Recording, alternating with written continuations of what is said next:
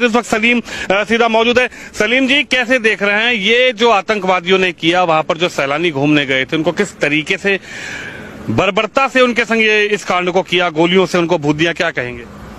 देखिए, ये अगर हम अपने नजरिए से बोल लेंगे तो ये गलत हुआ है, ये आतंकवादी हमला है, ये मानवता के खिलाफ है।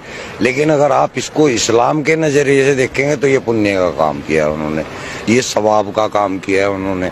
ये कुरान के स्क्रिप्चर सूरह तौबा की जो 5 आयत है उसके अंदर सेम टू सेम यही प्रक्रिया लिखी है कि काफिरों को जहां पाओ वहां देखो, उनको मारो, घात लगा करके उनको मारो। इन्होंने भी तो वही किया, घात लगा के मारा, बाकायदा उसकी रेकी हुई है।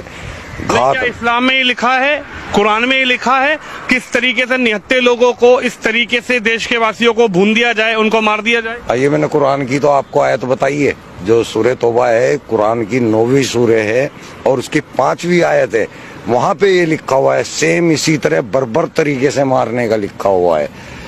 सेम ये लिखा हुआ है कि उनको मारो, जब तक मारो जब तक कि वो ला इलाहा इल्लल्लाह कलमा ना पढ़ ले या जजिया देना कबूल ना कर ले, तब तक मारो। यानी कि पूरे हिंदुस्तान के हिंदुओं का यही हसर होना है इस्लाम के अनुसार। इस्लाम के अंदर अल तकिया नाम की चीज होती है, आपने सुना होगा अल तकिया।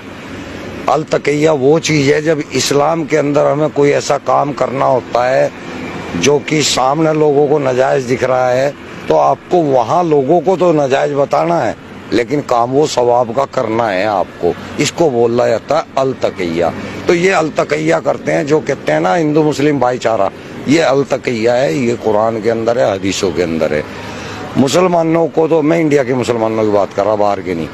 मुसलमान इंडिया का जो है वो अनपढ़ है, उसको कुरान के बारे में कोई नॉलेज नहीं है। इसलिए अगर वो भाईचारे की बात कर रहा है तो वो ठीक कर रहा है, लेकिन वो इस्लाम के अनुसार गलत कर रहा है। इस्लाम के अंदर कोई भाईचारा इस टाइप का नहीं है। इस्लाम के अंदर केवल मुस्लिम मुस्लिम भाईचारा है, हिंदू मुस्लिम भाईचारा कोई नहीं है। आप पढ़ के देखें या किसी आलिम से बात करके देखें। अब मैं भी आलिम ही हूँ, मैं आपको बता रहा हूँ।